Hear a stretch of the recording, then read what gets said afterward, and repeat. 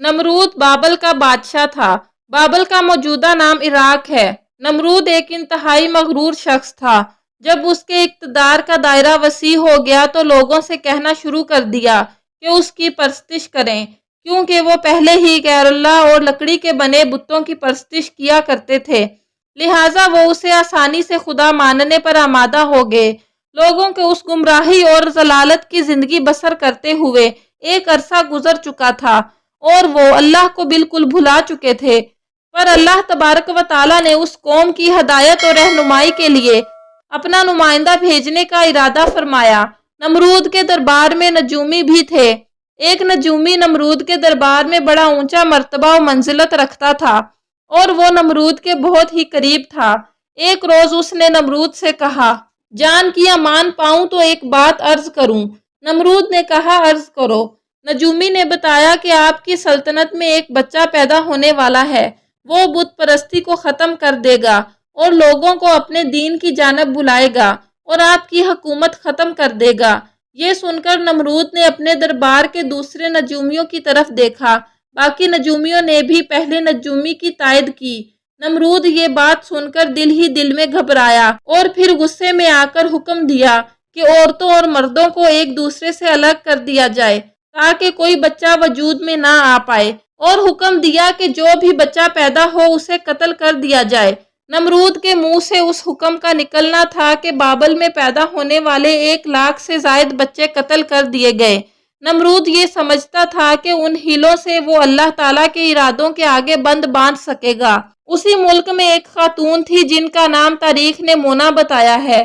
मोना उस वक्त हामिला थी, लेकिन उनके हमल के आसार को अल्लाह ने छुपा दिया।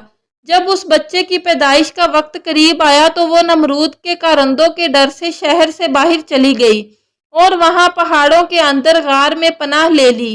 उन्होंने बच्चे को उसी गार में जन्म दिया और बच्चे को लिटाकर खुदा से दुआ की, ए खुदा, मैं अपने जिगर के टुकड़े को इस गार में लिटाकर जा रही हूँ।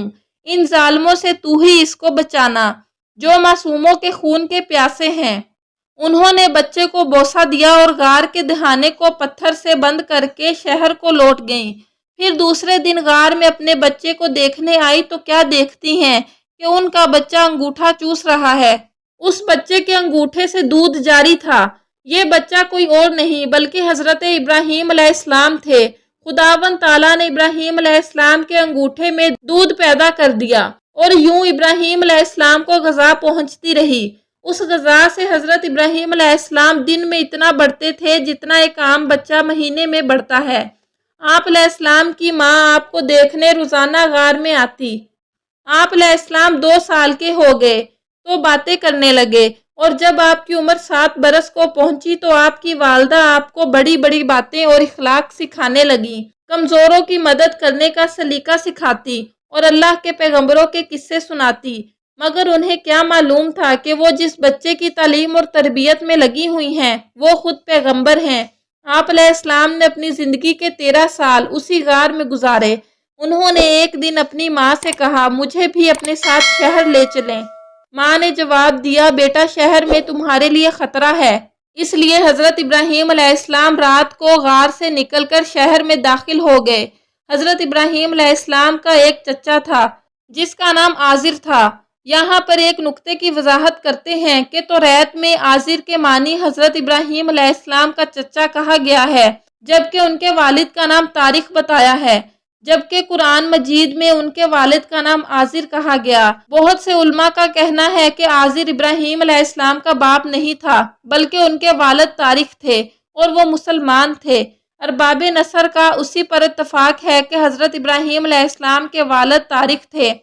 लिहाजा कुरान मजीद और अक्सर अहादीस में जो आजिर को बाप कहा गया है वो मजाज के तौर पर है, क्योंकि वो हज़रत इब्राहीम अलैहिस्सलाम का चचा था और अरब में ये रिवाज था कि चचा को बाप कहते हैं। ये भी हो सकता है कि आपका चचा ही रहा हो और तारीख की वफ़ात के बाद आपकी वालदा से अक़द किया हो, आपकी तरबियत की हो, इसी वजह से उसे आपका बाप कहा गया है। आजिर पत्थर, लकड़ी और मिट्टी के बुत बनाता, उनको खुद पूजता और लोगों के हाथों में फ़रोख्त किया करता था। इसी तरह उसका कारोबार बहुत फैला हुआ था। आजिर के बेटे भी बुत फरोशी किया करते थे। حضرت ابراہیم علیہ السلام غار سے نکل کر شہر میں گئے اور اپنے چچا کے پاس پہنچے تو عازر نے حضرت ابراہیم علیہ السلام کو بھی اپنے بیٹوں کے ساتھ بت بیچنے کے لیے بھیج دیا۔ حضرت ابراہیم علیہ السلام نے بت کے گلے میں رسی ڈالی اور انہیں گھسیٹتے ہوئے لے گئے، جس سے وہ مٹی اور کیچڑ اور کوڑا کرکٹ میں آلودہ ہو گئے۔ پھر آواز لگائی، اے لوگوں، آؤ اور مجھ سے وہ بت خریدو جو بے جان ہے اور تم کو کوئی نفع یا نقصان نہیں پہنچا سکتے۔ بتوں کے ساتھ حضرت ابراہیم علیہ السلام کا یہ سلوک بت پرستوں کی نظر میں بے حد توہین آمیز تھا۔ پھر نوبت یہاں تک آ گئی کہ عازر نے حضرت ابراہیم علیہ السلام کو اس بارے میں نصیحت کی۔ پھر حضرت ابراہیم علیہ السلام نے اپنے چچا سے پوچھا، چچا جان، آپ لکڑی، پتھر اور مٹی کے بت بناتے ہیں جو نہ بول سکتے ہیں اور نہ سن سکتے ہیں اور نہ ہی آپ کو نفع دے سکتے ہیں اور نہ ہی کوئی نقصان پہنچا سکتے ہیں۔ عازر نے غصے میں پوچھا، کیا تم ہمارے خداؤں کے مخالف ہو؟ دوبارہ اس طرح کی بات زبان پر نہ لانا ورنہ تمہیں سزا ہوگی۔ اس کے بعد حضرت ابراہیم علیہ السلام لوگوں سے مخاطب ہوئے اور کہا، پرستش اور سجدے کے لائق نہ نمرود ہے اور نہ یہ بت ہیں، لائق عبادت صرف اللہ تعالیٰ کی ذات ہے جس نے ساری دنیا کو پیدا فرمایا ہے اور وہ ہی اس کا مالک ہے۔ حضرت ابراہیم علیہ السلام کا پیغام اور نام بڑی تیزی کے ساتھ پھیلنے لگا۔ لوگ آپ کی بات کو غور سے سننے لگے۔ جب آپ کی شہرت نمرود تک پہنچی تو اس نے اپنے دربار کے لوگوں سے پوچھا، یہ کون نوجوان ہے جس نے ایک ہنگامہ کھڑا کر دیا ہے؟ درباری بولے، اس کا نام ابراہیم ہے جو عازر کے گھر میں جوان ہوا ہے۔ نمرود نے حکم دیا کہ اسے فوراً میرے سامنے پیش کیا جائے۔ نمرود کے بھیجے ہوئے لوگ حضرت ابراہیم علیہ السلام کے پاس آئے اور انہیں نمرود کا پیغام دیا۔ حضرت ابراہیم علیہ السلام نمرود کے پاس پہنچے۔ نمرود نے پوچھا، اے نوجوان، تم جس خدا کی بات کرتے ہو وہ کون ہے؟ حضرت ابراہیم علیہ السلام نے جواب دیا، میرا خدا وہ ہے جو لوگوں کو زندگی اور موت دینے کی قدرت رکھتا ہے۔ نمرود نے کہا، یہ تو میں بھی کر سکتا ہوں، اور اس نے ایک ایسے مجرم کو آزاد کر دیا جسے موت کی سزا کا حکم سنایا جا چکا تھا، اور ایک ایسے آدمی کو پھانسی دے دی جس کا کوئی جرم نہیں تھا۔ پھر بولا، اب بولو، میرے خدا ہونے پر تمہیں کیا شک ہے؟ میں بھی تو وہ ہوں جسے چاہوں زندگی بخش دوں اور جس کو چاہوں موت دے دوں۔ حضرت ابراہیم علیہ السلام نے فرمایا، اگر تو سچا ہے تو جس کو قتل کیا ہے اس کو زندہ کر کے دکھا۔ فرمایا، میرا خدا سورج کو مشرق سے نکالتا ہے اور مغرب میں غروب کرتا ہے، تو اسے مغرب سے نکال کے دکھا۔ نمرود سے سوال کا کوئی جواب نہ بن پڑا اور وہ شرمندہ ہو گیا۔ اس پر حضرت ابراہیم علیہ السلام کی والدہ نے نمرود سے کہا، بادشاہ سلامت، مجھے اجازت دیجیے کہ میں ابراہیم کو اپنے ساتھ لے جاؤں کیونکہ یہ ابھی ناسمجھ ہے۔ عازر بولا، بادشاہ سلامت، آپ ابراہیم کو گھر جانے کی اجازت دے دیں، میں اسے آپ کی اور بتوں کی توہین سے باز رکھنے کی ضمانت دیتا ہوں۔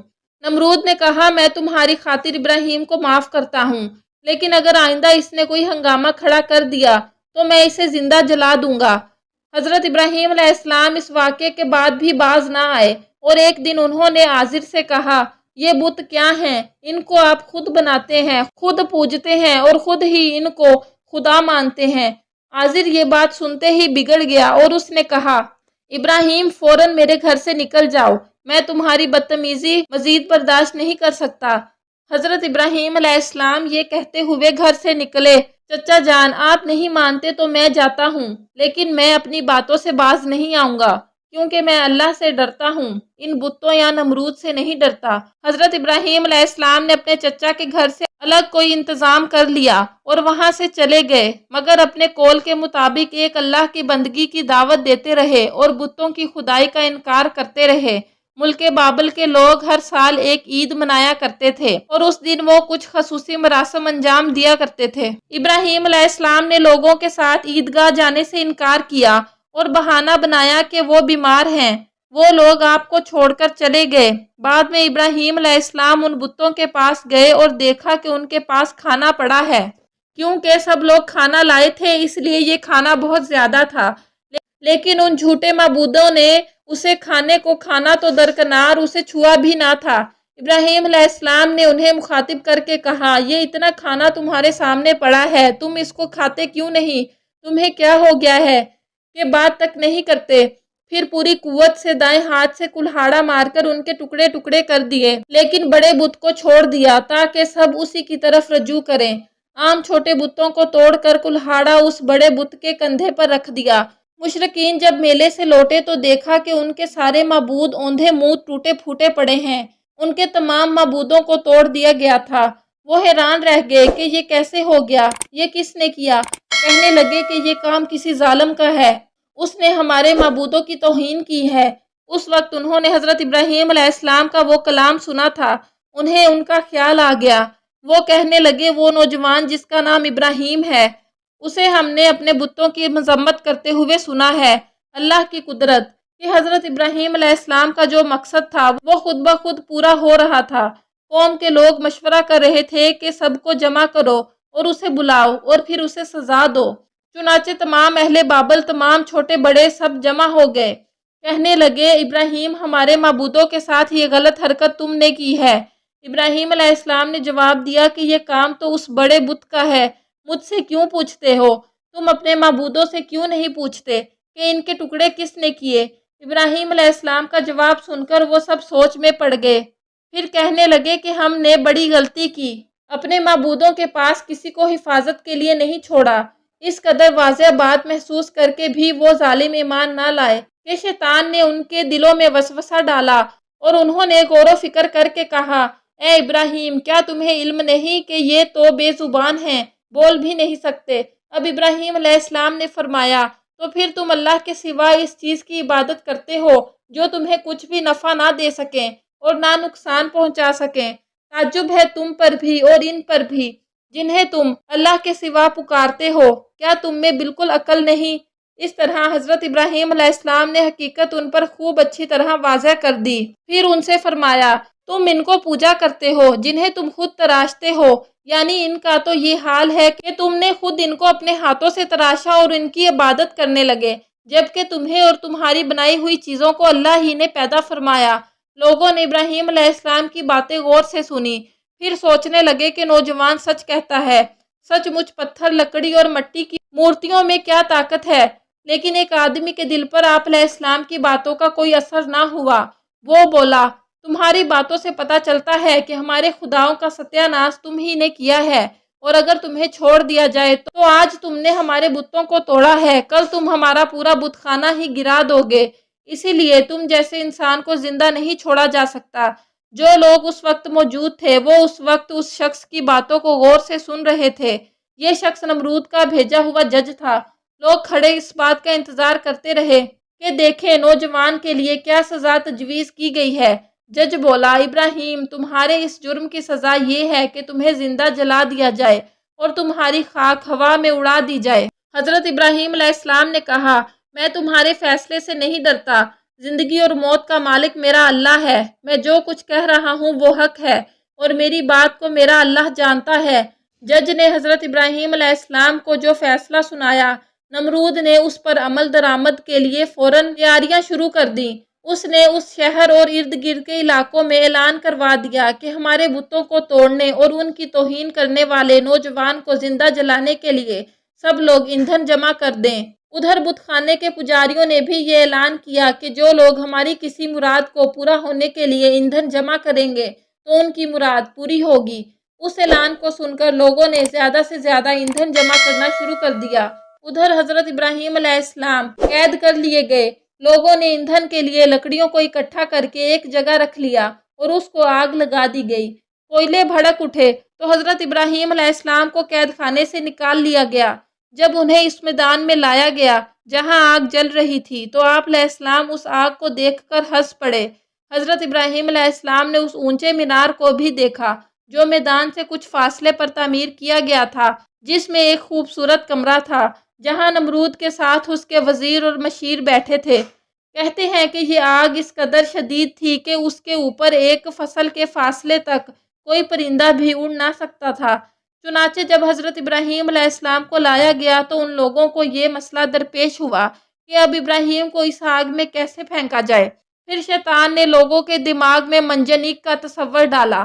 امام جعفر صادق علیہ السلام سے منقول ہے کہ منجنیق دنیا میں سب سے پہلے حضرت ابراہیم علیہ السلام کے لیے کوفے میں حصار نامی ایک نہر کے کنارے بنائی گئی۔ وہ قریہ قنطینیہ میں تھی۔ اس منجنیق کو شیطان نے بنایا تھا، چنانچہ حضرت ابراہیم علیہ السلام کو منجنیق کے ذریعے آگ میں ڈالا گیا۔ اس وقت آسمان و زمین سے فریاد بلند ہوئی، کائنات کی ہر شے نے ابراہیم علیہ السلام کی امداد کی خواہش ظاہر کی۔ زمین نے کہا، اے پروردگار، مجھ پر سوائے ابراہیم کے تیری عبادت کرنے والا کوئی نہیں ہے، کیا تو راضی ہے کہ لوگ اسے جلا دیں؟ فرشتوں نے کہا، تیرے خلیل ابراہیم کو لوگ جلاتے ہیں۔ حق تعالیٰ نے فرمایا، اگر مجھ سے وہ مدد طلب کرے گا تو یقیناً قبول کروں گا۔ ابراہیم علیہ السلام نے اپنے پروردگار عالم سے دعا کی، حسبنا اللہ و نعم الوکیل۔ اس وقت جبرائیل علیہ السلام نے حضرت ابراہیم علیہ السلام سے ہوا میں ملاقات کی جب وہ منجنیق سے جدا ہو چکے تھے اور پوچھا، اے ابراہیم، کوئی حاجت مجھ سے ہے؟ آپ علیہ السلام نے فرمایا، تم سے کوئی حاجت نہیں ہے، عالموں کے پروردگار سے میری حاجت ضرور ہے۔ میرے خدا نے آگ کو وحی کی، سرد ہو جا۔ اس کے ساتھ ہی آگ سرد ہو گئی اور ادھر جبرائیل علیہ السلام آ گئے اور آپ کے ساتھ بیٹھ کر گفتگو میں مشغول ہوئے۔ کہتے ہیں کہ جب آگ جل رہی تھی تو چھپکلی آگ کو پھونک مارتی اور مینڈک اس پر پانی لا کر ڈالتا تھا تاکہ اس کو بجھا دے۔ جب اللہ نے آگ کو وحی کی کہ سرد ہو جا تو 3 روز تک دنیا کی ساری آگ میں گرمی باقی نہ رہی تھی، اور یوں اللہ نے اپنے پیغمبر حضرت ابراہیم علیہ السلام کو اتنی بڑی آگ سے محفوظ رکھا۔ یہ سارا معاملہ دیکھنے کے بعد نمرود حضرت ابراہیم علیہ السلام کے پاس پہنچا اور بولا، نوجوان، تعجب ہے، تمہارا حکم آگ پر بھی چلتا ہے؟ حضرت ابراہیم علیہ السلام نے جواب دیا کہ یہ تمام میرے خدا کی قدرت ہے، اور وہ خود حضرت ابراہیم علیہ السلام کی عظمت کو تو اپنی آنکھوں سے دیکھ ہی چکا تھا، مگر وہ آپ کی باتوں کو تسلیم کرنے کے لیے پھر بھی تیار نہ ہوا۔ نمرود کو لگا کہ کہیں لوگ حضرت ابراہیم علیہ السلام پر ایمان نہ لے آئیں۔ اس نے فوراً لوگوں کو لالچ دے کر اور کچھ ڈرا دھمکا کر بہکایا۔ اس کے بعد حکم دیا کہ انہیں شہر بدر کر دیا جائے تاکہ کوئی شخص ان کا پیروکار نہ بنے اور ان کا دین اختیار نہ کر سکے۔ حضرت ابراہیم علیہ السلام خود بھی نمرودیوں کے ساتھ ان کے شہر میں رہنے کے لیے تیار نہ تھے، اسی لیے وہ شہر چھوڑنے پر آمادہ ہو گئے۔ چنانچہ انہوں نے اپنی بکریاں اکٹھی کی اور انہیں اپنے ساتھ لے کر روانہ ہو گئے۔ چونکہ آپ کے ساتھ بہت سی بھیڑ بکریاں اور دوسرا سامان بھی تھا، اس لیے نمرود نے حکم دیا کہ یہ سارا سامان ضبط کر لیا جائے۔ حضرت ابراہیم علیہ السلام نے کہا کہ اگر تم میری بھیڑ بکریاں اور میرا مال لینا چاہتے ہو تو میں نے اس سرزمین میں اپنی جتنی عمر صرف کر کے یہ بھیڑ بکریاں جمع کی ہیں، تم وہ عمر مجھے لوٹا دو اور میرا مال ضبط کر لو۔ جب بات بڑھ گئی تو یہ مقدمہ نمرود کے ایک منصف کے پاس پہنچا۔ اس نے فریقین کے بیان سننے کے بعد فیصلہ حضرت ابراہیم علیہ السلام کے حق میں دے دیا۔ تب آپ اپنی بیوی سارہ اور بھتیجے لوط کے ہمراہ بابل چھوڑ کر چل دیے۔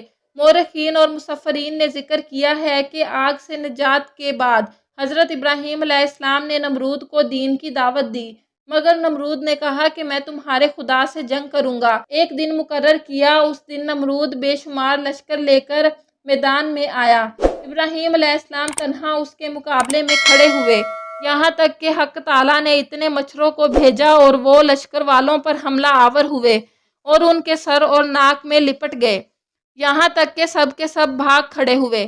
نمرود بھی ذلیل اور رسوا ہو کر واپس آیا، لیکن پھر بھی ایمان نہ لایا۔ تو خدا نے ایک کمظرف مچھر کو حکم دیا کہ اس کے دماغ میں گھس جائے، اور وہ اس کے دماغ میں جا کر اس کا مغز کھانے لگا۔ اسی حالت میں 40 سال گزرے، پر وہ ایمان نہ لایا، بالآخر اسی حالت میں مر گیا۔